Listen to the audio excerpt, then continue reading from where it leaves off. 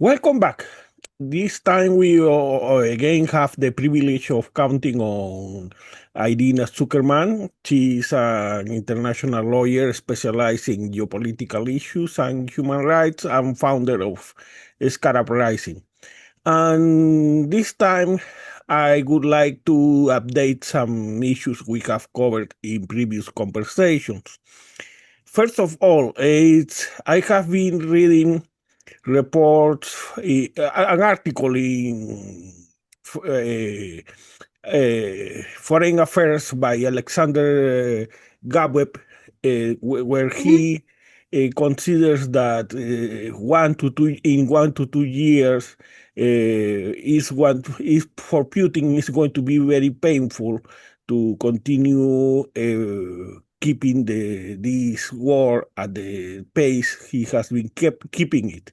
So, in other words, he would have to inflict the Russians in the cities economic pain in order to continue with this war. Similarly, in the case of the Royal United Service Institute, Jack Watling, that estimates that time may be as soon as 1 year. And yes, it's true that many times before we have seen articles predicting the demise of the Russian economy, and that hasn't happened. But this time, this is the second time the Russian central bank has had to cut interest rates, despite all the money that Putin is putting in defense to keep the economy rolling, despite Chinese support in terms of foreign trade and all. Despite it all, the Russian economy is slowing down. So what surprised me is that if this is in both conditions, in both Gabweb and Watling, the condition for this to happen is Europe to keep putting pressure on not on Putin, but putting pressure on their own defense establishment, because unless unless they can increase in the short term the artillery and drones that Ukraine urgently needs in the front lines, that's not going to happen, of course. And on the other hand, what surprises me is that the first one that is demanding not this pressure on the defense establishment, but pressure on Putin to come to a ceasefire is Zelensky. Does it means that the Ukrainian troops are on the edge, that they cannot resist at least 1 year? In order to see because as you said the last time, the idea of negotiation is negotiation from a position of strength, which right now we don't see. Because of course what we see is Putin throwing the kitchen sink on Ukraine, precisely, I believe, because he sees that in a year and a half or two, he's not going to be able to throw all these to put all this pressure in Ukraine. So he's trying to cause as much pain as he can, take as much land as he can, and then get as soon as he can some kind of peace. But why is Zelensky so interested in getting peace right now? Even Merz, I have read an article recently that said that, well, the war may last longer, so we should not get expectations, and I agree. So because you should try to use your economic strength to produce, but I don't see that in the evolution of the European procurement. Is this what is moving Zelensky to demand more pressure on Putin for a ceasefire right now? Well, I do think that there are two separate issues here. The ceasefire would be less about the military impact of what's going on, and more about preventing Russian attacks on civilian areas. Because let's face it, Ukraine still does not have sufficient air defense. And that's Mhm. not something that's going to change, even if Europeans started doing all the right things regarding drones and so forth. Because drones are not a perfect protection against airplane attacks. And only a declaration of a no-fly zone would change that particular calculus. And I don't think anyone is up for that. They're certainly not ready to provide active defense. In fact, if you're talking about European troops, the only role they're still likely to play as of now that's being discussed is in post-conflict management, not indirect NATO response to the military, which indicates that European forces are still much weaker than anyone would like them to be, and they don't have the sufficient number of regular available troops even to engage with Russia, even as weak as Russia might be. That's a scary thought if you think about it. Now that's changing in many And European even countries. if you let me to cut you there, and even Mhm. that is not going to needs not to be taken seriously, because this move for peacekeepers came when as Putin first admitted that he would be able to admit peacekeepers, and then he said that the peacekeepers he was willing to admit were United Nations peacekeepers who are famous because they never can take care even of themselves. Yes, so that's a problem in themselves. Now that Europeans can purchase weapons from the US for Ukraine, there may be an uptick in the amount and type of aid they're providing, more advanced and faster.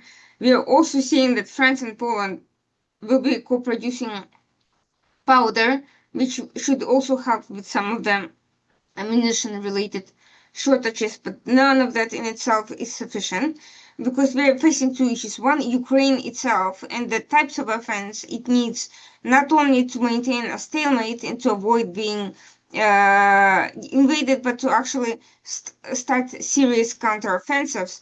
And what it does need is still, while it's becoming less dependent on the US for long range missiles, it still needs more of that. It still needs more air defense. It still needs more ammunition and even regular light weapons to sufficiently equip its own forces. And frankly, it needs more people.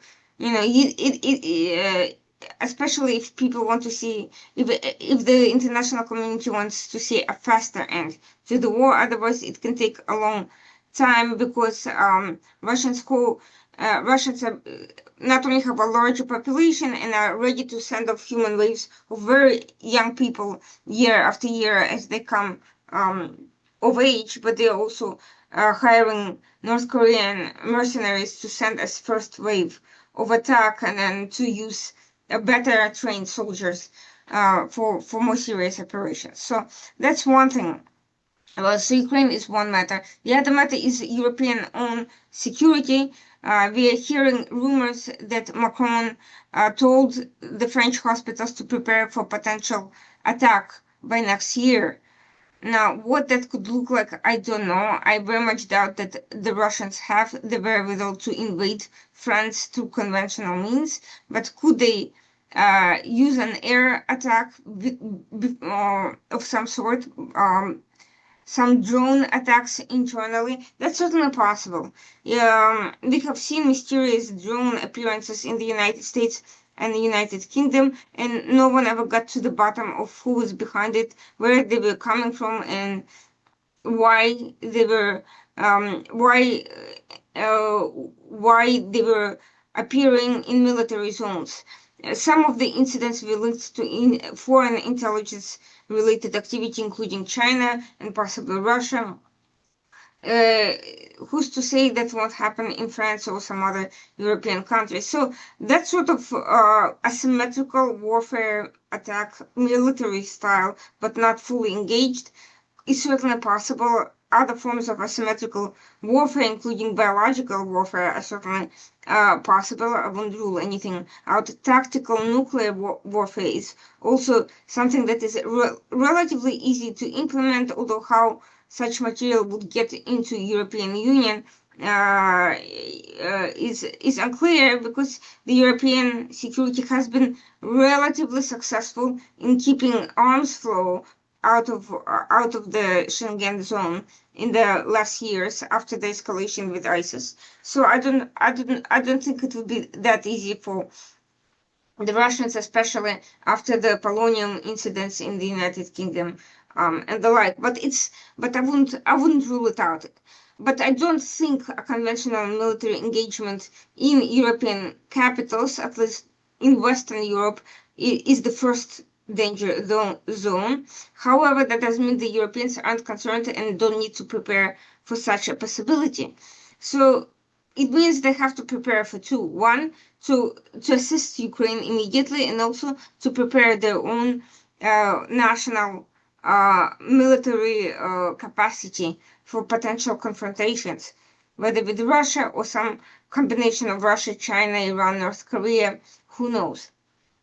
Now, Uh, looking at what happened at the Shanghai Cooperation Organization event, all four countries and the military parade that is following it, all four countries boasted of improved military cooperation. China rolled out an arsenal of seemingly sophisticated weapons, which it might be willing to sell, to lend, or to turn a blind eye to being used by its allies.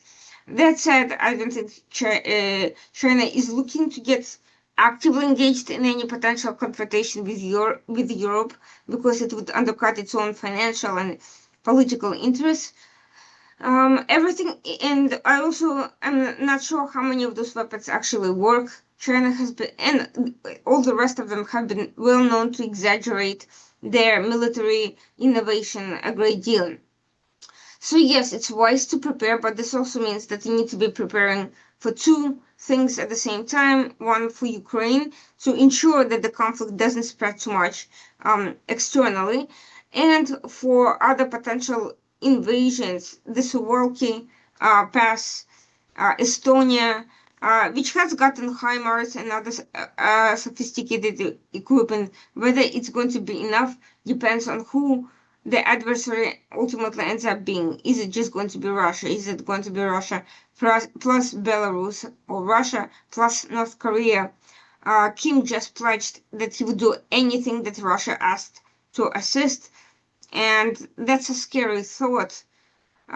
Even if North Korea is far behind many countries in terms of its capacity and development, still it internationalizes the dimension of this spreading conflict. We are seeing that Europeans are starting to wake up and they're starting to invest the money where it should, but whether that's going to be sufficient and whether it will come fast enough to prepare for any future counter moves by Russia, and more importantly, whether they have the political will to actually respond if the need, if and when the need arises, is a big question. We are hearing about intelligence operations by Russia all over Europe. They keep arresting people. The intelligence agencies keep issuing warnings and statements and revelations about Russia's efforts. But I don't see anyone breaking diplomatic relations with Russia over it. Yes, they expel some diplomats, expel some intelligence staffers, but there is no break. Russia is still not fully isolated. At least some Russian government officials are still able to travel to Europe. It may not be Putin, but it may not be his closest assistants, but some are capable of traveling. Russia is still able to participate in some international fora. So this means that it's not nearly where it's still able to get political recognition, military reach, even if it's underground. And Europeans still are treating Russia as something, as a country that can come back from the brink, which I don't think it can. I think it's very much moving in the direction of the Iranian regime in North Korea. and now, with respect to the second point, I believe what is so I don't see Russia throwing terrorist attacks, but they will keep engaging in their hybrid war, and especially in the form of disinformation, considering that they already have the AfD as the first political force in the polls in Germany, and Le Pen rising in France. And that's all they need. A terrorist attack could precisely undermine these kind of far-right leaders that could practically destroy NATO from inside. But again, let me get back to my original question, is because either Zelensky is overstretched because Europe may have been increasing their efforts in defense, but they are not enough. They are still, for instance, as we mentioned before, depending on one TNT factory in Poland. That's unacceptable if they are serious. Mm-hmm. Yeah, or they are overstretched. Let's remember that to contain the Russians in Pokrovsk, Zelensky had to call the one Azov brigade that having in the reserve. So is Zelensky overstretched, and that's why he is calling for urging for a ceasefire instead of urging for more production, or is just a tactic to gain time? Look, I certainly hope it's not just a tactic, but quite frankly, there's so much disunity in the Western flank, and there's so many economic and other differences and ongoing crisis that I'm not sure that we'll ever get to the point that all the stars are fully aligned. We're seeing a major economic crisis in France. There may be a potential political upheaval, another government falling, and Macron only has 2 more years to go. We are seeing rapid rise of far-right parties in the polls, not because everybody loves the far-right so much, but because the centrist parties are doing such a terrible job. And we're not just talking about excessive bureaucracy, we're talking very basic mismanagement of basic policies. And Russia feeds off provocations to keep this going because Russia knows that its best hope is to keep the European Union and NATO divided and scrambling and focused on other issues. Just to give you a very clear example, the latest international row over free speech in the United Kingdom is exactly the sort of tactic that Russia uses to keep allies off balance at the time that they are already experiencing natural tensions over Trump's policies regarding the Five Eyes and intelligence sharing regarding Russia and Ukraine. You may have heard of the arrest of a provocative individual and Starmer instructing his police not to react to these comments. What people don't know is this comedian's anti-trans rhetoric appeared out of nowhere. He was never on that train. He was not consistent on this issue. He suddenly started commenting on this because behind the scenes he was making a career-related arrangement with Russia. He reportedly got a contract with the Russia-backed entities for work. And of course, to please them, he would say anything just to cause a provocation.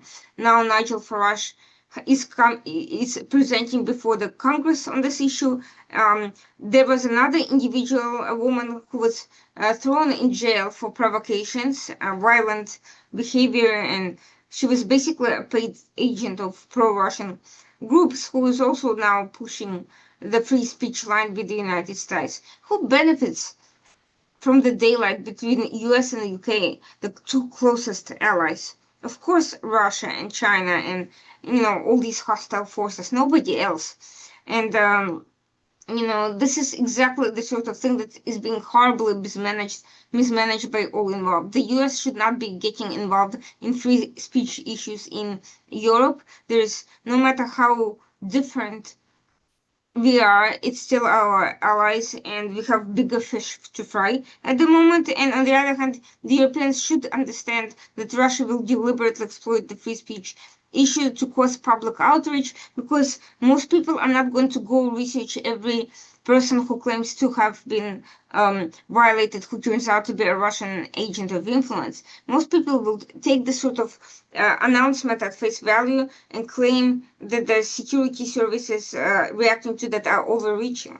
So this is, everybody needs to get smarter about this. Otherwise, instead of focusing on where it matters, preparing yourself to defeat an implacable but militarily weak enemy, they are going to get played, which is the trajectory I see now. Now, it's true that Europe and the West in general have made a terrible job at propaganda. Propaganda is a legitimate tool of war. Mm-hmm. And to introduce information in Russia about abuse soldier, soldier abuse, and the fragile state of the economy to create uncertainty among Russians, while Russia has been pretty successful at introducing disinformation about multiple issues, especially in Europe and here in the United States. But what concerns me is that European leaders seems to believe that gradualism is the path. One Mm-hmm. of these articles I have been reviewing for this conversation from Foreign Affairs mentions the complete inability of selling the war to the European voters. I am especially when Trump seems to favor Putin, as for instance, the tariffs are causing serious damage in the German economy. Even that could be, and that helps, of course, the far right to rise in Germany, in France. Uh, but the European seems to be having unable to sell why they are in Ukraine.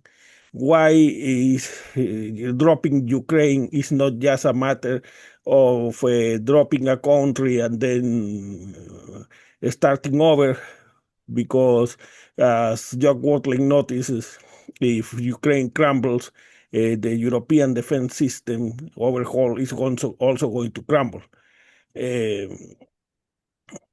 is this inability, is this conception almost similar to Scholz and Biden, that you could go little by little, and that is translated in an acceptable fact, because you cannot overhauling at the European defense system at the pace it needs to be overhauled is going to cause some economic pain. But how do you sell it to make Europeans understand that it is necessary? Because otherwise you end up in situations like this. After more than 3 years of war, Zelensky is still outgunned in Pokrovsk after more Now, than 3 years. So, which is unacceptable considering that Europe has 10 times the GDP of Russia. And that's precisely one of the problems. They want to postpone the small economic pain before the voters of doing the right thing on defense, and the consequence is that they look weak and the far right keeps growing.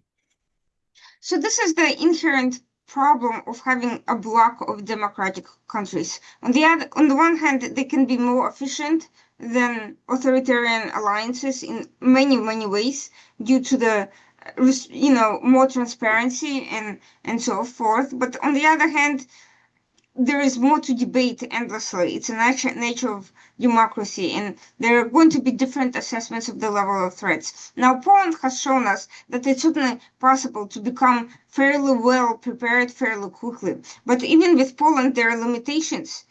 Poland has provided Ukraine with aid. It has taken in millions of refugees, but it does not have an infinite economic growth. It's now just crossed the $1 trillion GDP line. which is quite significant. It's still much smaller economy than Germany, and it has had to limit its aid to Ukraine because it has had to focus on its own defenses, which may be sufficient against Russia, but it means that Poland alone cannot be assisting Ukraine. This is the type of natural limitation I'm talking about. And here's another issue. Poland is increasingly investing into its defense potential and has very limited social um, social welfare network. Germany is investing approximately 30% of GDP into social welfare network and significantly less than that into the defense. So there are still different priorities.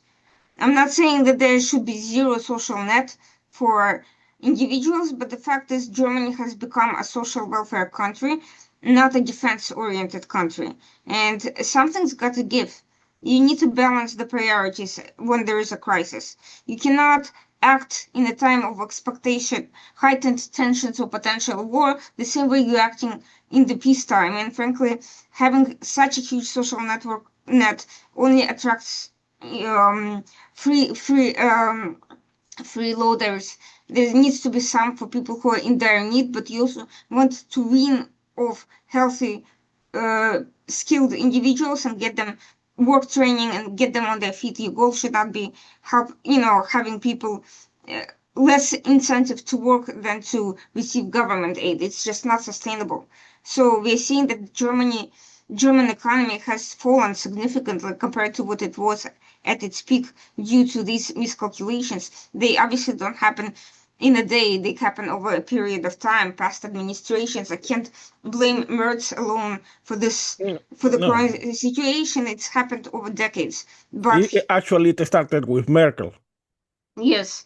So he's now stuck with the situation, but because it has gotten to such a bad point, he can't afford incrementalism. He could, had it been earlier on, Merkel could have afforded incrementalism because at that point the damage was not bad enough that it couldn't be reversed gradually. But when it gets to a point where you are spending so much on one thing and practically nothing on the other, this is when you have to take drastic measures. Now, when it comes to preparing your population about the pain, there is And absolutely. that's, excuse me, that's precisely Mhm. my point, that by going, because they are under the problem of the Trump's tariffs and the weight of having Link at the left and AFD at the right with unprecedented power in the Bundestag, that the German leaders and probably Merz himself wants to go gradually, engage in gradualism, but that precisely will backfire, because by the time they with gradualism they cannot get the results they they can show the people as reward for their sacrifice.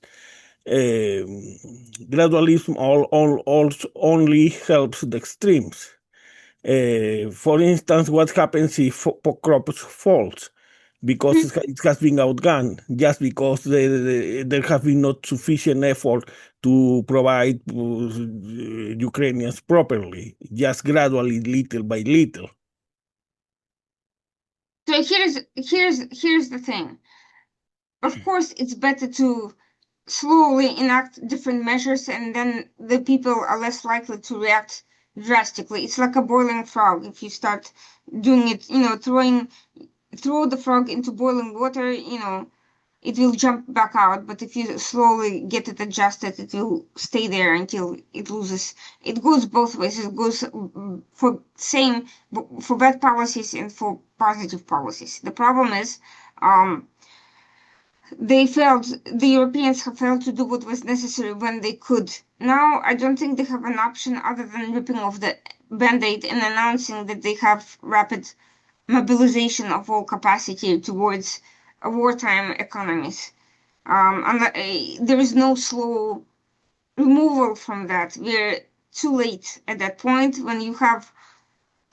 You said that Russia is not going to be doing terrorist attacks. I'm not so convinced. Just to give you an example, the other day, a young Ukrainian woman was thrown under the train by an Iraqi migrant in Germany. Now, it is possible that this is a coincidence and this guy would have thrown anybody and she just happened to be there, but I'm not entirely sure. I'm not sure that someone didn't hire him to do that job or pointed her out, or that he didn't have a Russian standing next to him say, why don't you go push her down, or something like that. But that's self-defeating again because they cannot going gradually. They cannot show results, Mm-hmm. and if Pokrop falls, they are only going to be able to show a defeat. And so that's the problem is that in order to go at a pace that is fast enough for them to show that the German people sacrifice of supporting Ukraine is worth the value, they have to go faster, and they cannot go faster unless they sell properly the war to the Germans, to the German voter. For instance, you Mm-hmm. remember in our first conversation, I insisted so Mm-hmm. much in the case of Czechoslovakia because we're repeating history. So you Mm-hmm. have arguments to show Germans that it's either this small sacrifice to support Ukraine, or the risk of repeating Czechoslovakia in 1938 with all the pain that would entails if there is a war. And and but that effort is absent, and probably all this is waiting in Zelensky when he, instead of trying to gain time, he is requesting pressure on Putin to get a ceasefire as soon as possible. Well, look, Zelensky hasn't changed in the fact that he's been pushing for ceasefire to begin with. He can't not at least try to make an effort to settle things without further bloodshed. That's his job. But at the same time, I think he's realistic and understands that given the current trajectory, that's unlikely to happen, and Russia is not going to change to go along with Ukraine's reasonable request to negotiate while putting down weapons. I think Zelensky also takes into account Trump's role in this. He doesn't want additional U.S. interference. He wants to at least show that he is willing to negotiate in good faith so long as there are conditions for that. So his job in this, in my opinion, is more to get Trump out of the mindset of pushing for an immediate peace talk negotiation that will leave Ukraine vulnerable to civilian attacks. But I think this is an argument for an audience of one, which is Donald Trump, and not necessarily a Ukrainian strategy for the war itself. And I actually think Ukraine is actually now less dependent militarily than it was at the very beginning of the war, which is a good thing. But that said, I'm not saying that it's not also a legitimate concern. As it is, the war is very likely to take a long time to finish. It's not actually clear how it's going to be resolved. Victory is not guaranteed. Even if Russia is advancing exceptionally slowly, still you can discount that it can continue to advance. And if North Korea becomes more integrated and if China decides to cross that line, the stakes could change. I'm not saying that they will. I'm not saying that there's sufficient trust between China and Russia and North Korea to make that viable in the near future, but it could. It's something that cannot be reasonably discounted. And if China starts selling Russia much more advanced weapons, and if China and North Korea start sending a lot more and better trained people, that would be a very dangerous escalation. And that is something that the international community, including the European Union and NATO, have to take into account. They can't expect necessarily to things stay exactly as they are now, because they haven't. Russia has adjusted since the beginning of the war. They've taken their mistakes into account. And they've gotten rid of the weakest links, including the drunken corrupt generals who caused their miscalculations to begin with, and they're putting in new people, and they're inviting Western advisors as well. they're buying off pro-Russian mercenary types of people. They are making connections with people of the Eric Prince variety to training for strategic advice, and they're trying to procure weapons and weapon components from wherever they can. And the economy is still managing. By the way, they're not even at North Korea level, and North Korea is not going anywhere, even though it's literally a closed society with no internet access at all for most people. So if North Korea, after decades of isolation and completely dead economy and far less educated people than the Russians can can get on with it and actually become open doors for itself, Russia is in a far better position to do that. Russia is enjoying legitimacy from most of the world, most of the global south. It is enjoying trade relations with the Middle East, including some of the wealthiest countries there. We should not underestimate this economic and political dimension. The flaw I see in that approach is that they are still expecting the United States is going to do the right thing instead of preparing for the scenario in which Trump's support for Putin is more open. And that implies two things, basically. One is intelligence to guide the drones, whether they are in conditions to replace Starlink in that endeavor, and the other is that the effect of the Patriots, because for defense, even though the Russians are now using more faster missiles that are less likely to be intercepted by Patriots, but that if they rely on keep relying on the United States and they try to justify that, for instance, because there is still 60%, 60% of weapons in the defense spending of Europe, 60% of weapons still come from the United States. And you can hardly plan maintenance and investment for a European produced armament if 60% of your weapons still come from the United States. I don't see that changing anytime soon. And the fact that Trump opened up for selling these weapons for sale to Europe is a double-edged sword, which some Europeans have mentioned previously. On the one hand, it allows Europe to simply buy those weapons and direct them to Ukraine, and it's good for Ukraine if they can do that. And it takes pressure off immediate results, which are simply not available. But on the other hand, it's a disincentive to actually produce those weapons. If you can just pay some for American weapons and sell them to and or give them to Ukraine, and certainly it doesn't, you know. That said, there is evidence that some of the European countries are looking internally for for advanced weapons. We have seen several countries reject F-35s because of the kill switch and the fact that they simply don't trust Donald Trump. And not just that, but other equipment. We're seeing a shift towards pro-European preference. And the more there is demand, the more there'll be incentive to focus on production of those weapons, including immediately.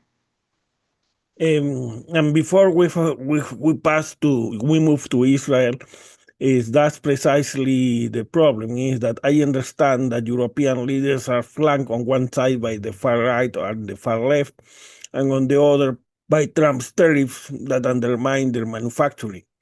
But the matter is that if they are not bold as FDR was bold in 1940, they're only going to look weak and give ground for further advances by the far right and the far left, which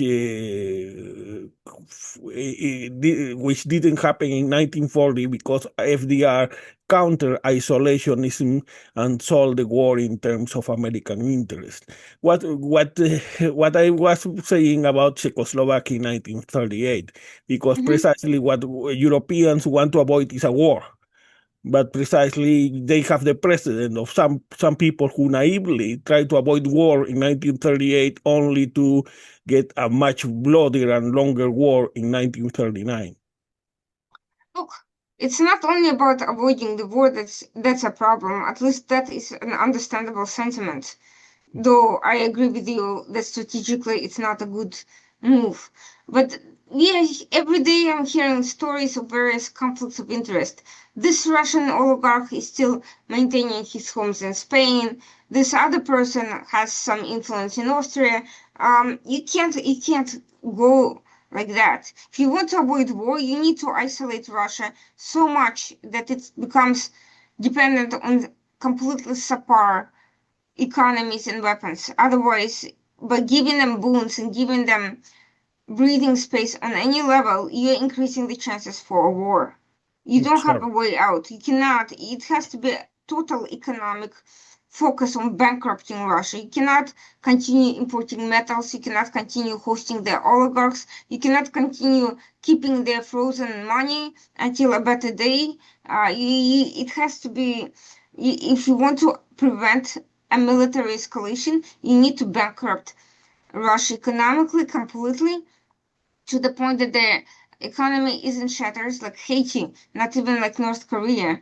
You have to take the battle into Russia by causing immense chaos inside its government, and you need to make them politically non-viable and unwelcome in any international space, and put pressure on global South and non-Western countries over this issue instead of just accepting their position. Russia has to become not just an international pariah, but it has to become seen as a weak state with nothing to offer. And until that happens, they will have every incentive and every opportunity to wage war. Yes, I agree, and also considering that the possibilities I admit are very dim of offering some carrot to China, so they are at least incentivized to save face to help Putin save face, but help Putin also cut his Yes, losses. this is where I have to draw a very important comment. I don't know if anybody noticed, but the other day, Trump actually proved everybody who claimed that his strategy was to break Russia away from China was completely wrong. How do we know that? Because he actually said that. He said that he does not mind Russia and China working together. But and yet that this is the result. If you see the last meeting of the last military parade and what you mentioned, the meeting of the Shanghai Cooperation Organization, and anybody who is not borderline who would have not realized that that was going to be the outcome.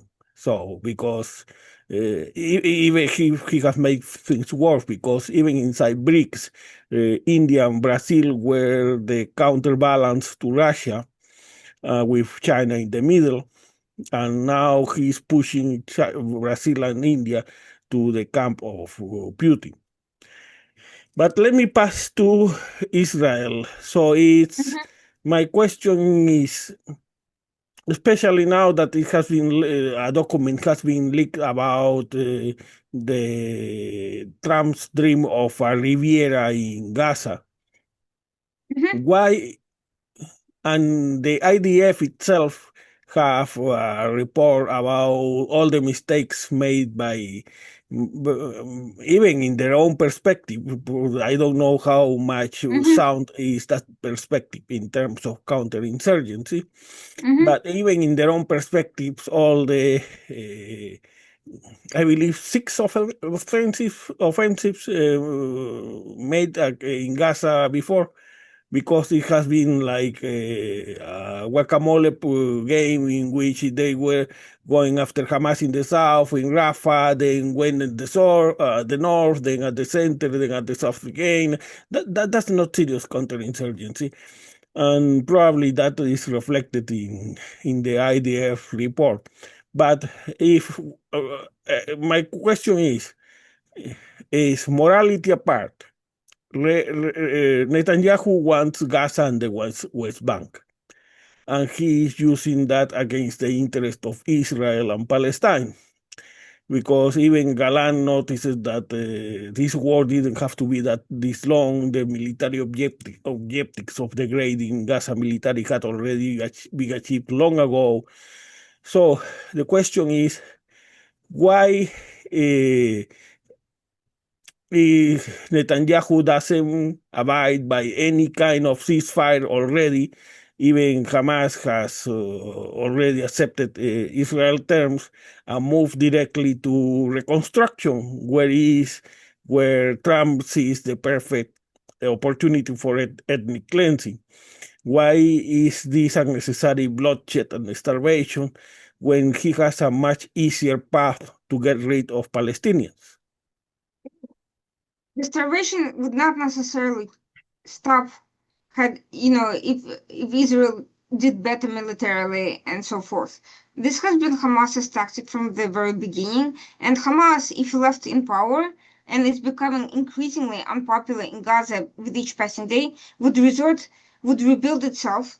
It would get funding from Qatar or from Turkey or from somebody else, and it would only be a matter of time unless Israel creates a perpetual blockade, which is unsustainable for more than a particular period of time from every perspective. This situation will return, whether it's in 3 years, in 5 years, and 10, we will be facing another similar crisis. From the beginning, I said that Israel's focus should be on destroying Hamas completely. However, I had also said that it is not winnable war simply only by military means. It has to be a propaganda war, outreach war to the region. It has to be in conjunction with other states and not only be seen as an Israel versus Hamas problem, because Hamas is an international entity and it presents international dimensions to the conflict. There were political dimensions. The fact that Qatar has incentive to continue funding a perpetual conflict for its own power interests, doesn't care about Israelis or Palestinians. It only cares about the role it can play in this situation. And having a strong Israel is not in Qatar's interest, because Israel offers counter incentives from military, political, and economic point of view to other Gulf states. And I warned about that years ago. So the problem is you don't just have a struggling military strategy, you have a complete absence of any other strategy except this military dimension. So why is Trump throwing out this comment that only is guaranteed to rile up the entire region and cause obstacles? Because there's two reasons. There's still no actual solution for the day after. Nobody knows what's going to happen, even if the entire Hamas leadership is destroyed. But we know what the Netanyahu's government want. That is not different from what Trump wants. Even though it's not in the best interest of Israel, because even if they ethnic cleansing the Gazans, and the Palestinians in the West Bank, the real winners are not going to be the Israelis, who are going to be saddled by the cost by the settlers who are associated to Netanyahu's. But my question again is morality and political solution apart, which would be, in my understanding, a Palestinian state that excludes the seeds of the problem, Fatah and Hamas, a technocratic Palestinian state that could be forming about 2 years, that could take over and displace politically the old forces. But the matter is, let's put ourselves just for a moment in a moral plane. Then people Let's need pause. to. Let me pause. Mhm. And why is Netanyahu? Because if I were Netanyahu and I thought as Netanyahu thinks, I would I would upset any peace Hamas is willing to give me in order to move directly to reconstruction. And in reconstruction, I would move more easily. I move the population to an enclave and this in the south or somewhere in Jordan or Africa or wherever, and fulfill all my plans. Why is It's Netanyahu in this ridiculous guacamole game with Hamas moving that makes no sense, even in the understanding of the IDF? I agree with that, but I'll tell you, there's a couple of things. First of all, just because Netanyahu thinks he can move all these people out doesn't mean that he actually can. First of all, you need countries that agree to take them. So far, no one has agreed to take them. And our countries, some of the countries that Israel have approached are disasters. South Sudan is facing political, economic, and health issues, including a cholera outbreak. This is one of the countries that Israel has been negotiating with. And not to mention racial tensions between Palestinians and the locals, not to mention religious differences between radicalized Gaza population. And even if they're no longer happy about Hamas, doesn't mean that they're not still radicalized and Christian majority in South Sudan, which has survived a major conflict with Sudan.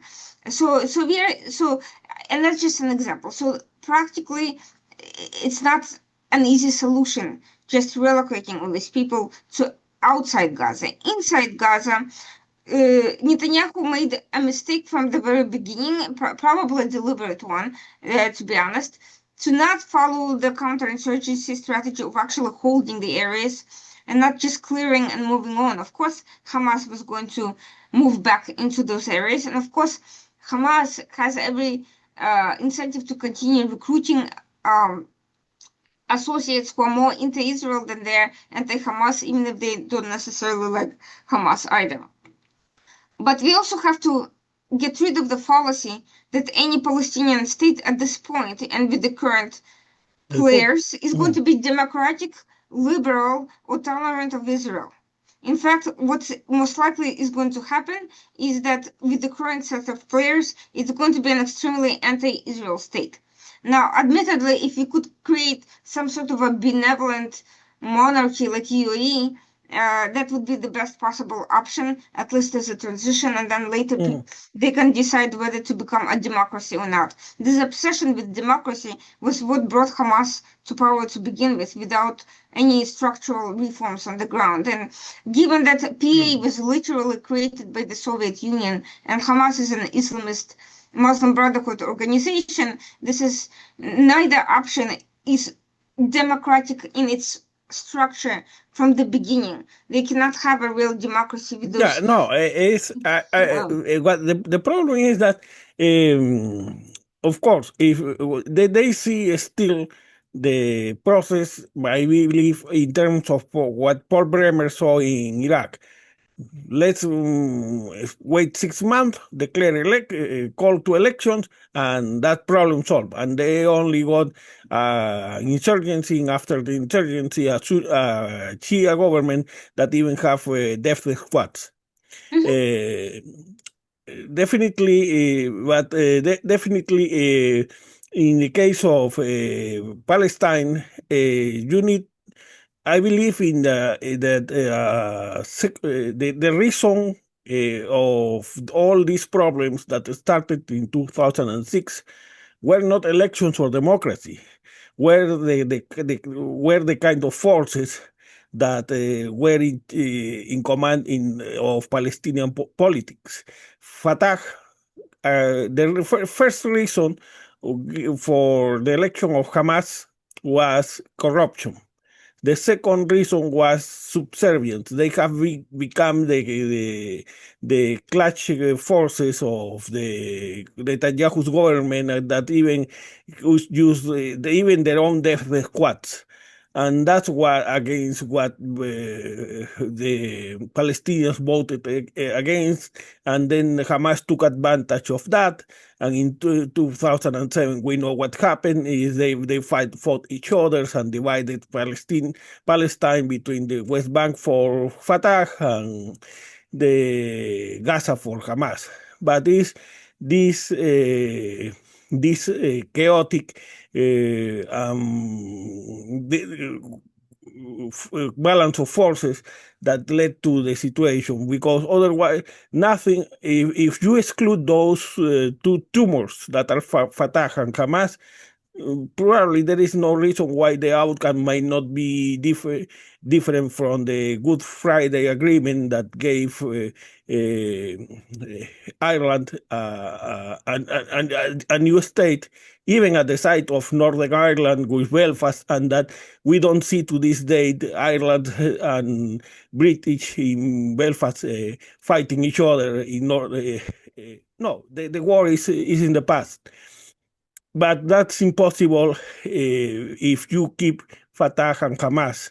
And with respect, just to finish this, if you let me, I believe the real reason why of this clumsy fight against Hamas is that Netanyahu has wanted to make longer the war for political gain against all military or counterinsurgency sense.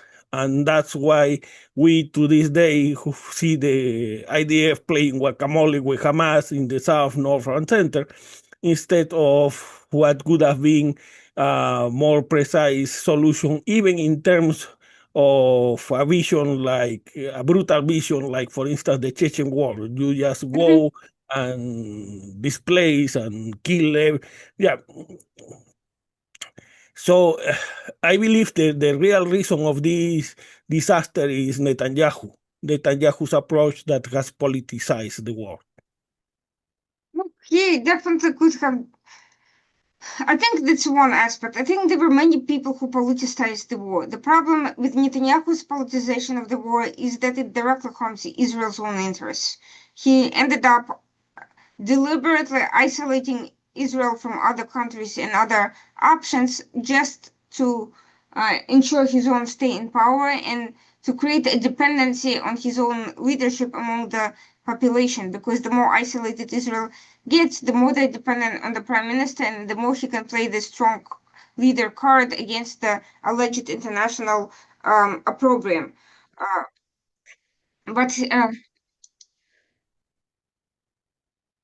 sorry, Mm. but the problem is, of course, is that he's not the only one trying to perpetuate the conflict. You have Qatar, which has infinite money to spend on provocations and incentives and ensuring that Hamas sabotages its own proposals even. You have the United States, which um, claims that it wants to solve the conflict, but in reality, Trump is only concerned about making himself look like he got a deal, and he's done these proposals before with North Korea and other countries, and they never work out, these real estate dates, because there is, Hamas has no incentive to leave, because they know if they peacefully put down the weapons and get out, they'll be killed immediately, destroyed. So their only option is to stay in power. They can only leave if they're literally forced out by everybody and completely denormalized. The other issue is, of course, the Arab states, well, they've changed their position to allow for Hamas to allow for the option of Hamas leaving Gaza. They're not actually doing anything to help make that happen. And I don't mean in terms of military options. Nobody's expecting them to fight that war that they honestly shoot, it's in their interest, but even in terms of their political rhetoric outside with one statement, even in terms of pressuring Qatar to put an end to their support, they're not also contributing to any solutions. They don't like what Trump and Israel has to offer, and I don't blame them, but they're not also offering alternatives. They're not UAE has tried to push for its own candidate for Gaza governance, but he's not popular locally. And who's going to support him and ensure he doesn't get assassinated at the moment? He said everybody else has not offered any candidates or solutions or security models for Gaza. They want nothing. So this is not counterproductive.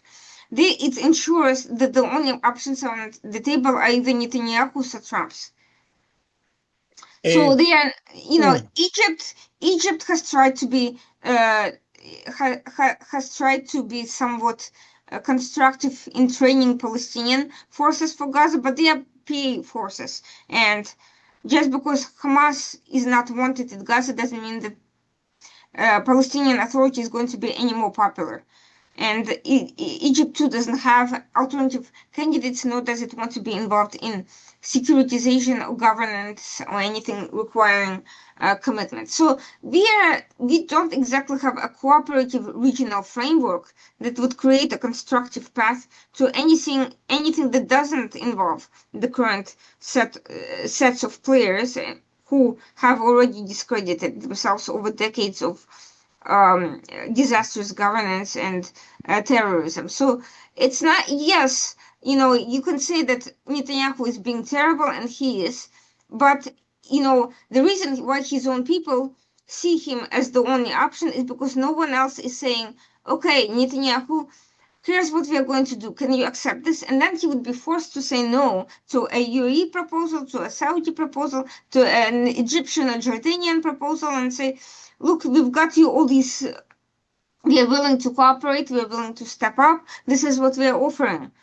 So he would have to then force to reject not just really bad options that are currently on the table, but better practical options. And this is where they're all enabling him and making a major mistake. That reminds me of the case of Gantz. Gantz, who once didn't endorse backed the Olmer plant, the Olmer plan, and now is courting Netanyahu because to not being evicted from the. That reminds me that in history that Messiah, that man who was considered Messiah in Israel and were to preach to Africa and was captured and ended up converting to Islam.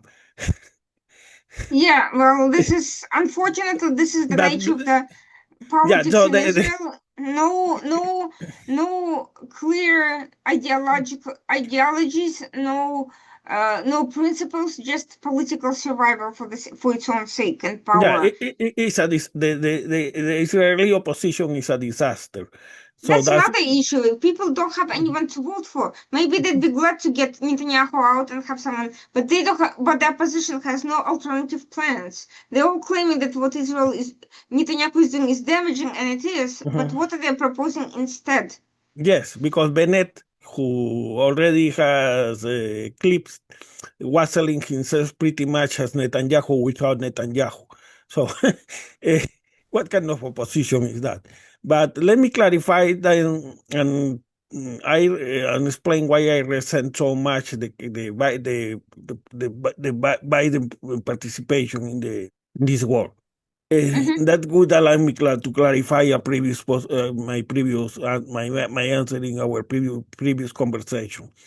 First, Biden had the opportunity to, before the IDF deployed, to convoke the best he could, an Arab force where the United Arab Emirates, Egyptians could be part in order to provide security, while the United States provided intelligence and logistics.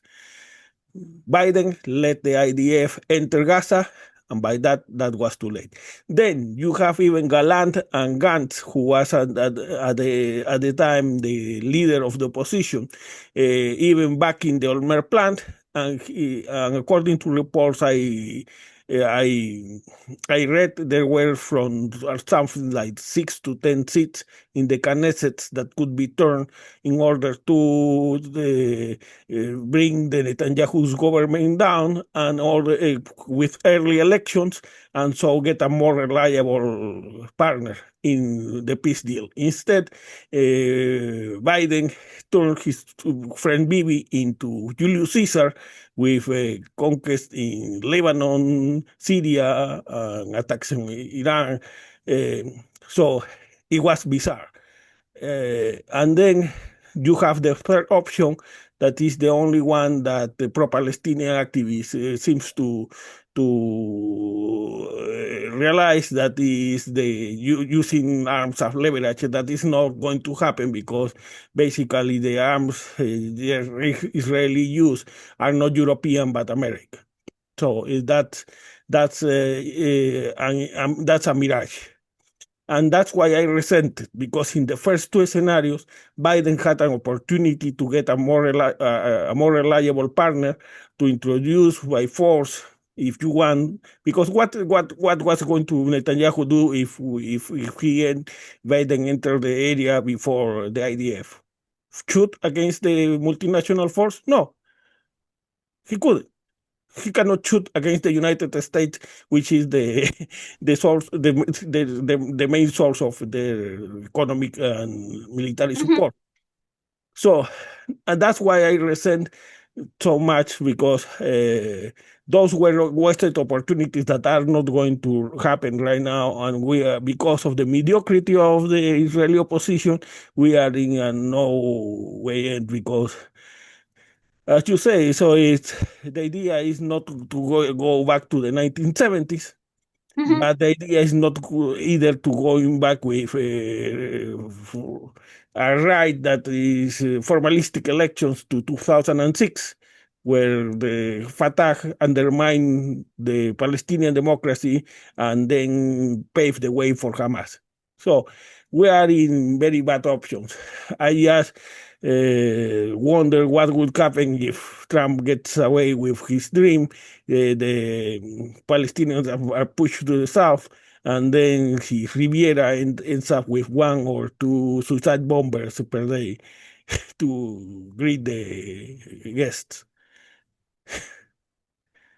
Well, look, at some point, if this trajectory continues, something is going to have to change.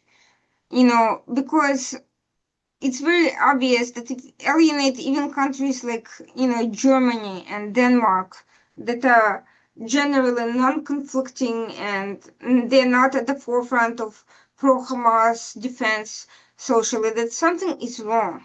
And when you're seeing that the Republicans are even turning on you, you have to start thinking about, not fitting into this political alliance. Will Netanyahu start fighting with MAGA over this? Because now the MAGA contingent, the NetCons at a recent summit, were the ones pushing Trump to suspend military exchanges with Israel. And these are the people that Netanyahu was counting on for support. So there needs to be a reevaluation of who Israel's allies are, and whether it's worth imitating this type of U.S. politics, which is only going to damage Israel in the long run, and come back to a bipartisan approach that involved active relationship building with moderates in both parties. Because right now we have fringe extremists pushing extreme policies among both Democrats and Republicans, at least on this front. And Israel is not really pretending that none of this is actually happening and acting as if this was a situation from 5-6 years ago, when it was at its peak of positive relations with Trump. It's definitely not the case now. Which is another mirage, because if you remember the DNC latest struggle to get a declaration about Palestine, and then they had to amend it, and then they withdrew it. So that's the chaotic. So if that's your counterpart in this, then you know you are already lost. So, but I would like to get back at the end of the interview about the Democratic Party. Now, briefly, it came to my knowledge that TISA is this new party in Hungary that is challenging Orban. Mm-hmm. And the fact that growth have stagnated since 2022 could give it some possibility of beating Fidesz. But Mm-hmm. I would like, I don't know if you have more information, because Pete Magyar was at some point the husband of Orban's justice minister or something like that. So if I were somebody like Orban, I would, considering that socialists and liberals are still very mediocre in Hungary, I would like to have an opposition party of my own making, at least until I can recover growth. Uh, how reliable is Pete Magyar when it comes to challenge what Orban represents? I think right now he seems to be the best option or out of what's available, but never underestimate a few factors. First, Fidesz still runs the most disciplined machine in Central Europe. The national broadcasters are all coordinated and all the media is increasingly taking over. The rural patronage remains to be a major factor. Just look at the Romania next door and how close they came to having the pro-Russian candidate win simply because he was able to appeal to rural groups with poor understanding of TikTok and who were angry at the mainstream parties over mismanagement. There are NGO restrictions that are keeping independent mobilization constrained. The field is tilted, which means the 2 or 3 point swing can translate into a seat caution and make it look like a landslide. And Fidesz knows exactly which districts produce the cheapest margin at its cost. And unless the political maps in Hungary change significantly, and unless they're able to survive in those areas, I don't, they actually are still have a tight, they still have a wall to climb. Now, the positive thing for Tisha is that it's not just another reheated brand of similar parties. Um, it's able to both appeal to technocrats in terms of effective governance and some of the populist rhetoric that make them relatable and that underscore the failings of Fidesz economically. It has not been baited into the classic culture war strategy that pro-Russian parties have effectively wielded all over the West. They're focusing on competence, on procurement rules, on household budgets, on bread and butter issues, and that's why it's able to reach a lot of Fidesz voters who are tired of performative outrage by Orban and who want actual effective governance. So it's very hard to make a caricature and to mock them the way Orban has done to previous challenges and his allies, in other parts of Europe have done successfully. You can't, it's very easy to have a foreign funded chaos in a cosmopolitan setting, but Tisha is resistant to that because they have credibility, they have local appeal, and they seem to be truly grassroots and connected to the local concerns and not merely to demagogic, red meat and largely wedge issues. And they're talking about issues that are really affect day-to-day life, tenders, price of milk, basic economic issues. And organizations still, I would say, is instrumental in deciding outcomes. Just because Orban may attract bigger rallies doesn't mean that they will all volunteer in monitoring elections or knocking on doors. Um, Legal capacity during actual elections is going to matter more than viral sound bites, that are being shared now. But that also means that Tisha has the burden of ensuring that the logistics, lawyers, money, and the delegates are all in place, and that they're able to get that without giving Orban the excuse to claim that there's foreign interference by the West, or they have to rely on old school procedural trench warfare to exhaust to apply the same tactics to Orban that he has successfully been able to do to the opposition in the past, exhaust Orban through just basically draining his resources and forcing him into a defensive posture. Right now, as an incumbent, he is in a better position. He can use the government resources. He can say that he has political experience, and no matter how flawed, he has delivered results in the past, whereas Tisha is still trying to prove itself and does not have that experience. It's a matter of being very persistent, focused on math, basic math, and also trying to lure away some of the Fidesz candidates and political operatives, and giving policy offers to break down this wall, this seemingly impenetrable wall of government existence. It cannot be just reduced to anti-Orban rhetoric or empty promises about EU funding without having a clear plan and clear indication that they can actually deliver on the results. However appealing they might sound in theory, people will generally go with what they know, what they are comfortable with, and especially in the current environment, they will be afraid of risking, their economic future, however limited it is, for people who have not yet proven themselves on a national stage. That's a very big risk. So Orban could still win the elections, and even without resorting to shenanigans and electoral manipulation, which, by the way, would be difficult because Europe today is not exactly like in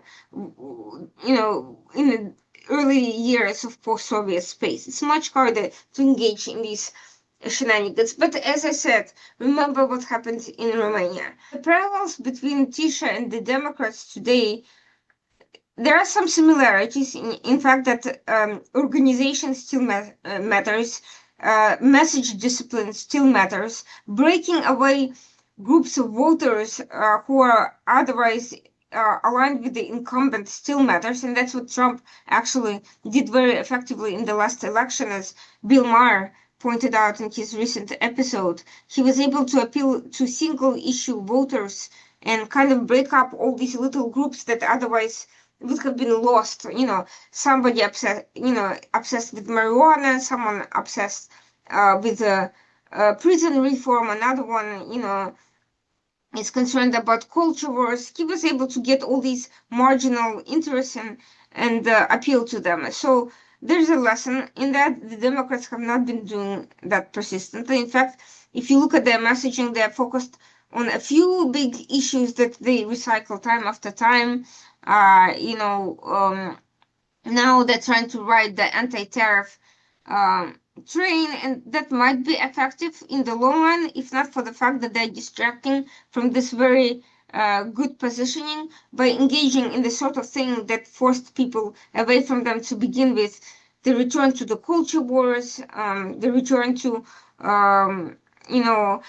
very radical left economics that are not helpful to most. Let me get back to the Democrats in a little bit, but let me just finish this part with about Hungary, Sure. wishing that, considering that Orban has lost about 6 points in the last European elections, or Fica can be, with Magyar, can be what the momentum movement couldn't be, because Orban is the main pawn in Putin's pawn in Europe. Besides that, they are pretty much living off the largesse of Europe, so they have an economic model that is unsustainable. And so, for the good of the Hungary and Europe, I hope Orban loses. That's because of the way the amendments, the reforms made by Orban, for instance, creating positions with 9-year appointments in the Federal Reserve and all this kind of shenanigans. It's not going to be easy for Magyar, even if he wins. But at least when what depends of the executive, that will be an improvement. But now let me move to some things that still don't make much sense to me. In the case of, you remember that graph I sent you long ago? You see how after Liberation Day these trends changed and was rational. So correlations were broken. There was a gap between the 10 and 30-year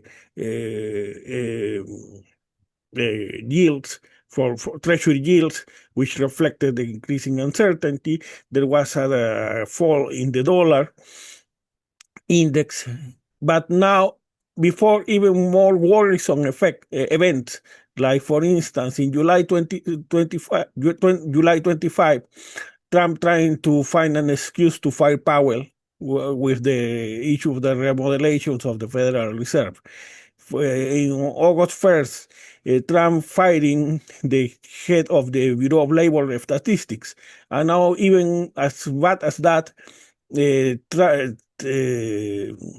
Trump trying to fire a federal governor, Lisa Cook, for a reason that is clearly an excuse, because at the most could have guaranteed a civil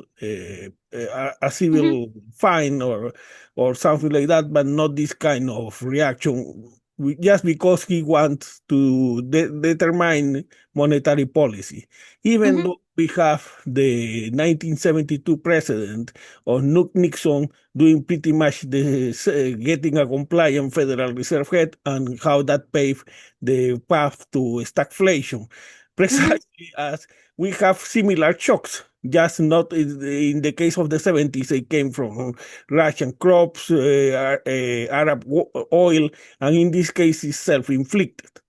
There are forces, not in the same dimension, but forces going in the direction of stagflation. And yet you see that this gap between the 10 and the 30-year bond, this trend of the dollar, despite reports I have seen that predicted that the dollar will continue falling, have stabilized. There have been no much reaction like in after Liberation Day. It's as if after Liberation Day the markets, even the debt market, had decided to be more complacent. I think, first of all, markets do adjust as they understand that this is the new normal, so to speak. But at the same time, we also have to look at how is the situation everywhere else. And part of the problem is that other Western countries are having substantial internal crises that actually are more significant than the US. So compared to them, the situation does appear to be more stable, simply because US is still a much larger economy with still fewer problems than, for instance, France, UK, or even Germany. So that's part of the reason. Another issue is that there's this expectation that Trump keeps feeding the, absolute lies to the public, such as claiming that he made trillions of dollars with the tariffs. While the economists may know that this is not the case, a lot of the public buys it at face value, and so the market reacts to the news story, to the inaccurate information as an emotional reaction, not to the reality, because that reality has not caught up yet. Now, if we see massive stories of unemployment that is, and GDP falling and contracting rapidly in the next 6 months, I think that will start to change. We're not yet at that stage because the news cycle has not caught up with Trump's lies and representations of what's actually happening. We have not yet reached that critical point, but when we do, I do think the dollar will start to crash and lose value. Yeah, because do you agree with me? This is not normal. If after No, Liberation Day it fell, now it should fail even more because of his move with Lisa Cook. yeah, yeah, but The gap also, would. but there's another option. The appeals court just found that the tariffs were largely unconstitutional, and that may also be giving hope to people to think that the situation might go away. Not employers. The hiring is still proceeding with the expectation that the tariffs are there to stay. But in terms of markets, people still may be holding out hope that the Liberation Day tariffs are a temporary measure. And with the court decision, it might change. So there may be also a wait and see element to see what actually ends up happening and whether the situation will actually resolve itself. But that still implies some rationality. Hmm. I am more and more inclined to see this as Paul Krugman noticed one of these cases in which the market gets complacent until they cannot get complacent anymore because they already have the crisis on top I think of them. that's the more likely the case. To the extent there is a rational element, it may be that some people think that the situation could change because of the courts. Now, a lot will depend, of course, whether the Supreme Court will grant short Trump's appeal. I hope that they do not, and that the issue becomes is deemed to be so obvious and that it will end with this result. But let's say that it goes to Supreme Court and then the court somehow rules against Trump and Trump proceeds to ignore the ruling. What then? That could, But he doesn't even have to, because if you see, we have already starting to see the effects of arbitrariness in abuse of power, the case of the effects of mass deportations and tariffs mm-hmm, on prices. And yet, if you see, for instance, you see that real clear politics graph, mm-hmm, you see that the approval and disapproval, Trump's approval and disapproval have stabilized. On the contrary, it's Democrats who are losing ground on voter registration. It's half stabilized. So what that mean is that even if Trump loses before the Supreme Court, he's going to get them passed into law. This his new tariff. mm-hmm. Well, it's a problem. It's a problem, but it remains to see what happens.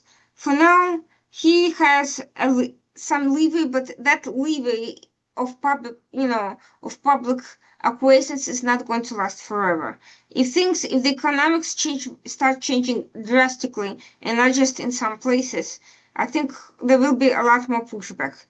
And it's already going in that direction. It's just that, as I said, the news cycle and the reporting is not catching up. And yes, his administration can lie and lead the public on, you know, for so long, but eventually the people who lost the jobs will know the truth. And the more people lose jobs, they themselves will be incentivized not to listen to this. Could these two facts be linked by the fact that voters see that they don't have an alternative in the Democratic Party because they are either playing dead or saying stupid things that make no sense. So Yes, that's definitely also a and factor. so they disapprove. In other terms, if they had an alternative, they would disapprove even more of Trump. But considering that there is no alternative, they stick with the evil they know than before with the weak alternative that doesn't even exist. So, and that's why I say if you're a Republican congressman, you may foresee that even if in October the Supreme Court confirms the decision of the appeals court, uh, Congress is going to, they have passed the big beautiful bill. With much more reason, they are going to pass this tariff into law. So that's probably that's part of this new normal, and that's what explains the complacency of the market at the same time as Trump's disapproval and approval numbers in the real clear politics chart. We will see what happens, but these are the trappings of a two-party system. There is no real alternative. And by the way, to the extent that people were hoping for some independent candidate who could break this system and give some preference to another party, Trump sucked up all these independent and marginal and fringe issues. If you look at the Republican Party today, it's comprised of an amalgamation of traditional Republicans, assorted independents, former Democrats on the fringe, disgruntled Democrats, assorted libertarians and Pat Buchananites. It's no longer just a single block of voters. They're picking up the votes from various smaller parties around the country. Yes, but the Pat Buchanan people pretty much are in Mara. And they are, and Trump is going to please them because Trump, even Ann Coulter admits that Trump may be the most corrupt president in the American history, but she supports him anyway. So that's the kind of attitude that is unsurprising in a movement like MAGA. So reward my prejudices with respect to minorities and immigrants and so on, and I will let you do whatever you want. Mhm. The problem is still the alternative. What brings me to the Democratic Party? I don't know Mhm. if you could read Hakeem Jeffries, the minority leader in the House, opinion when Lisa Cook was fired by Trump, that Mhm. he decried Trump firing the first African American woman elected to the. They're still sticking to identity politics. I think it is a completely dead point. I don't think it has a resonance even among Democrats, to be honest. And I think it's beside the point because Trump has fired so many of his own people that he himself appointed.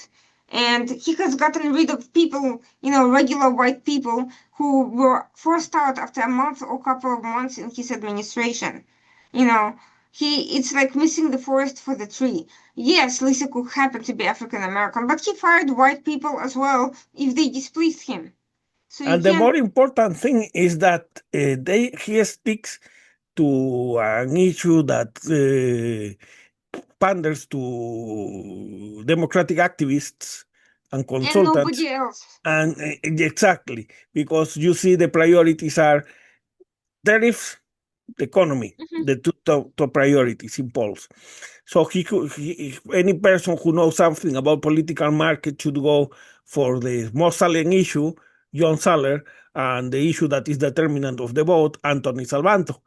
Instead, which are precisely debt and inflation, and try to frame this issue in those terms. Try to help voters connect the dots.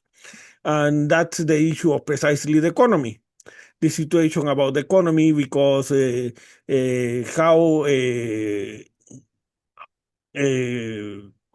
how could this the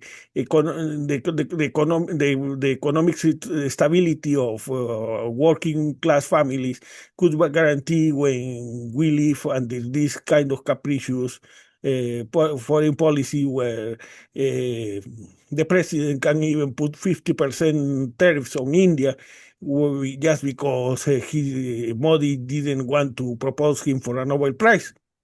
So why? Well, here's the thing. The Democrats are missing one major point. Trump has become the very president that he attacked them for Biden for being detached from the masses, self-serving, corrupt, and actually doing all these things uh, not just as somebody skimming from the top who give shares with the rest of the population, but who is doing that at the expense of the population.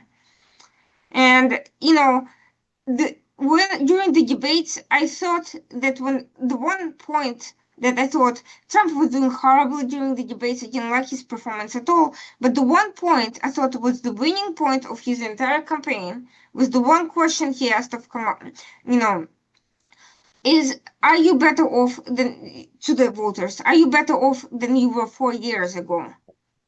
And this is the question that in 4 years from now, when at the next elections, the Democrats have to ask average Americans. And their entire proposal will fringe on whether people can be honest with themselves and answer that question. But that even that question assumes some previous political work helping voters connect the dots wrongly Yes. or rightly between, for instance, Carter's economic policies and their well-being. Here, for instance, had I been Hakeem Jeffries, how would I have framed this issue? Is this is, I condemn the firing of Mhm. Lisa Cook because precisely in these moments where You didn't American connect families with what's going to happen.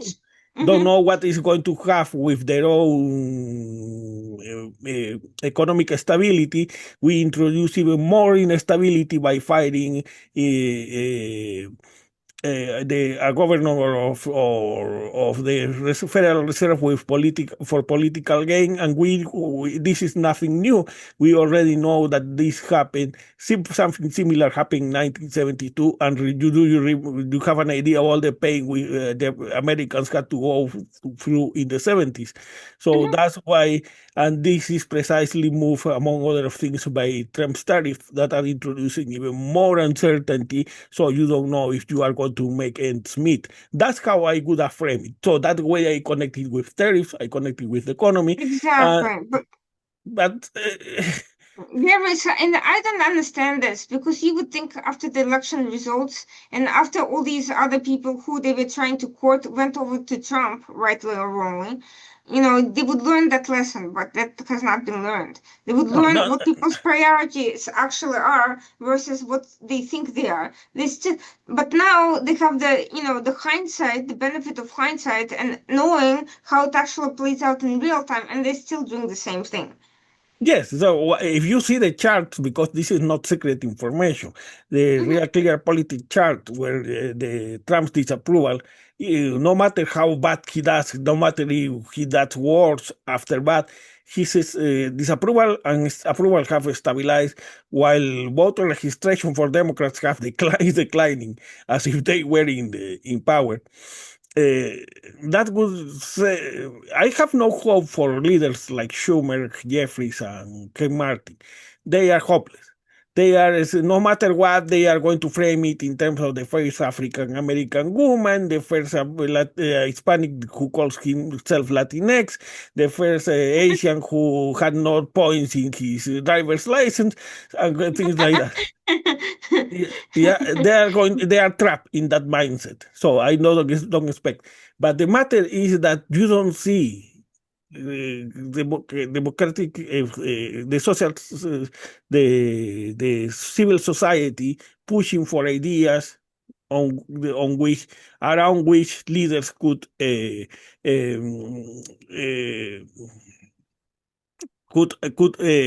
agree, could converge, and you don't see leaders that, as we talked a little bit the last time, that are seeking new ideas, new alternatives. So, Mhm. what kind of party is Pritzker or Newsom? But Newsom is more a show, and Pritzker is still in the mindset of saying Trump is bad, yeah, but then what is good?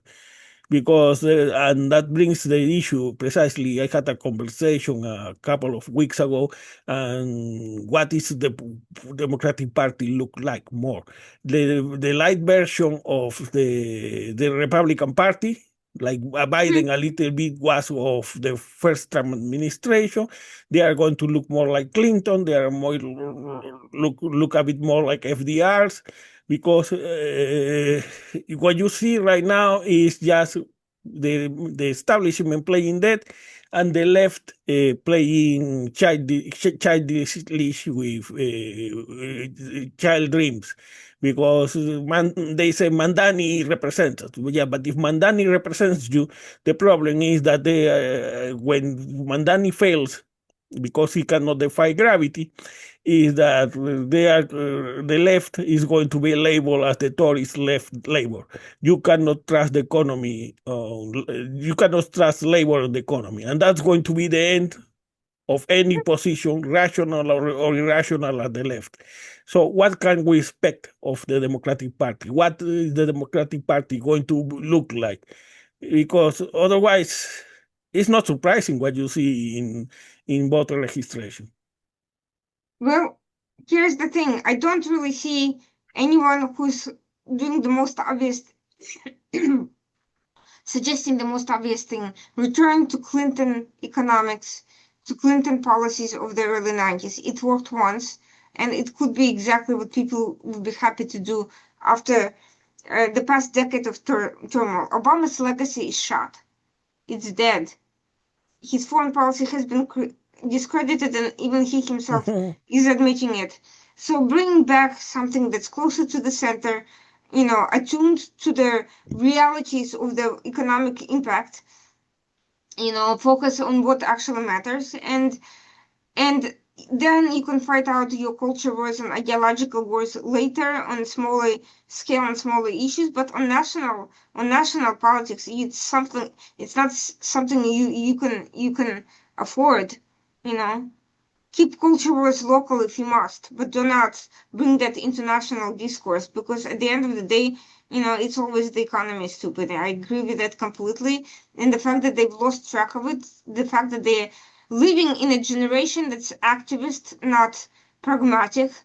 Activists are good at knocking at doors and galvanizing rallies. They're not necessarily good at governing. And you need the real people to be the ones who'll be doing the governing. But my concern is precisely in the center left, this huge vacuum that could be filled by anything.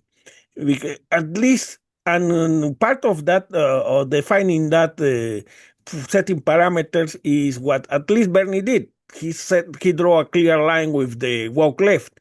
But AOC, his appointed successor, apparently has been unable to draw that line. She is unable to upset the woke activists that are very close to her campaign. And so she is going to keep losing the working class. When they are overwhelmed by the pronouns, we are overwhelmed by Latinx, by defund the police, and all this kind of idiocy. So here's the problem. The Democratic Party thought that because AOC and Mamdani and all these young people are hip and cool and reflect the young and can galvanize the young people, that they're the future of the party. So instead of reining them in or using them, for very limited purposes, just, they gave them the full power and full control, and they catered to these people who came into the government with no actual governing experience, with nothing to the table, with no accomplishments. So they enabled these people, these activists, into power. They've given them free reign, and now they're surprised that they're taking the party in a disastrous direction. Of course they do. That's the only thing they know how to do. Their entire experience prior to Congress or the mayoral campaign was activism. It wasn't serious politics. It wasn't education. It wasn't policy. They were their mindset as activists. You want serious politicians, don't bring in activists and give them seats. But even after the fact, you can see the mediocrity of their consultants, the strategists, because instead of trying to rein Mandani into more rational positions, like for instance, even for rational, you can, for instance, replace this ridiculous call to massive public-owned affordable housing by raining on NIMBYism, so you can increase the offer, and then you will have finally know how much affordable housing you need, because you have already tackled the restrictions on supply.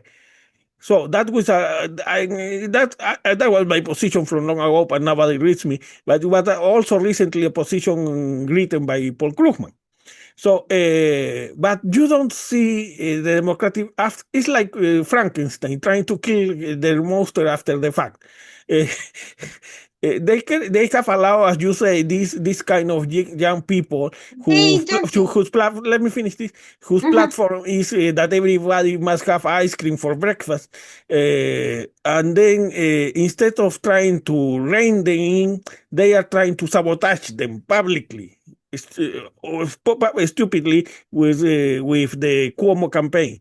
You have before you go to that extreme, you have to rein these young people and let him know that what kind of his plan is feasible and what kind of his plan is not, and what other alternatives you have in order to give them your endorsement, Mm-hmm. because otherwise you are going to alienate even those activists. And at the end, you don't have the working class or the activists. But here's the thing: the Democratic Party thought that they have their own Trump, and they thought that because New York is dominated by Democrats, they don't have to worry about Republican challenges. They can make deals with Mamdani even if he wins, and he will be good for a national stage in a few years if because they think he will naturally moderate once he becomes the face. I really don't think they they are taking seriously what he's planning to do. I think they think, oh, he's just saying that to get to office and then we can cut deals with him and he'll be a normal corrupt guy who will we can deal with it. But this is what happened with Trump and the Republican Party. The Republican establishment thought they could control Trump after he comes to office. And meanwhile, they let him bring in and create this national excitement and generate, galvanize, offices all around the country. But the reality turned out to be exactly the opposite. Once he has the controls of power, he doesn't have to listen to anybody. Yeah, but they are not even trying to do the effort to try Mm-hmm. to rein on Mandani to bring him to more rational positions. So because that's precisely the perfect excuse is, well, you won the primaries, now you go to the center. And when you go to the center, listen more to your hippie strategies and more to Paul Krugman. So you don't end up embarrassing yourself and the Democratic Party in case you win, Mm-hmm. or alienating all your base after you lose. Mm-hmm. So but the Democrats are not even on the contrary. They are trying to flank him with Adams and Cuomo, trying to make him lose. That is going to be, as I said, as Frankenstein trying to kill his monster after his monster has already terrorized the village.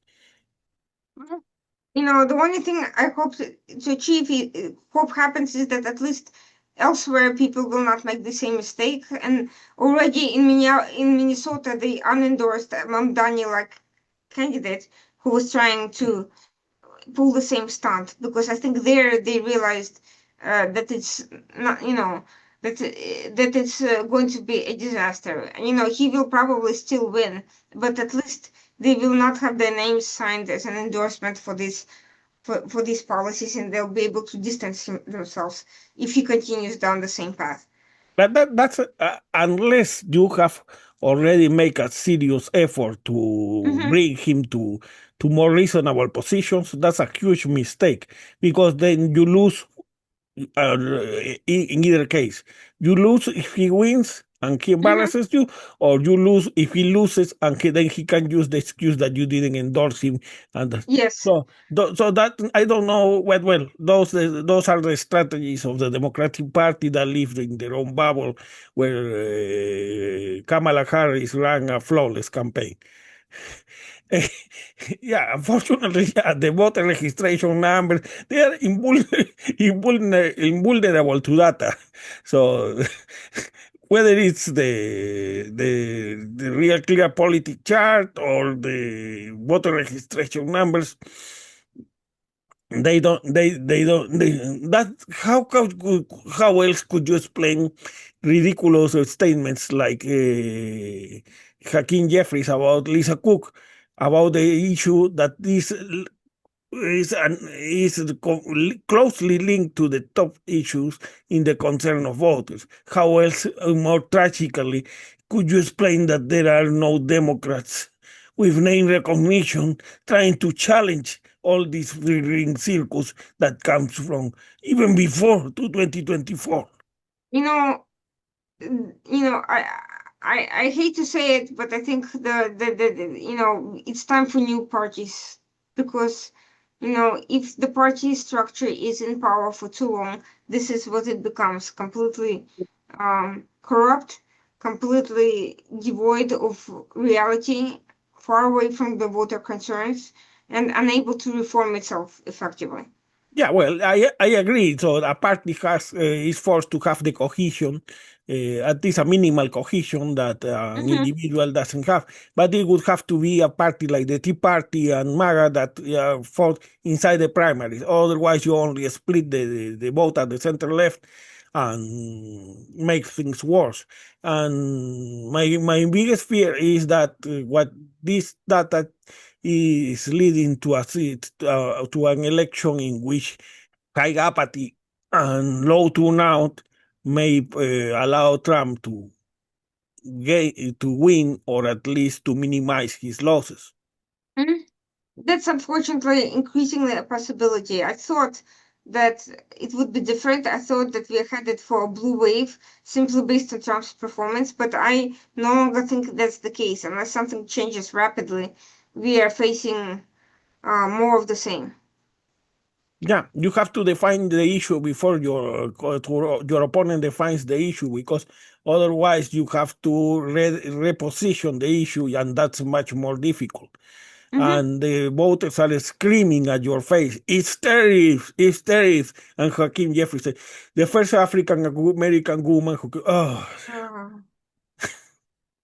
But let me know, what other issue would you like to bring on, to bring to the discussion that you think deserves more visibility?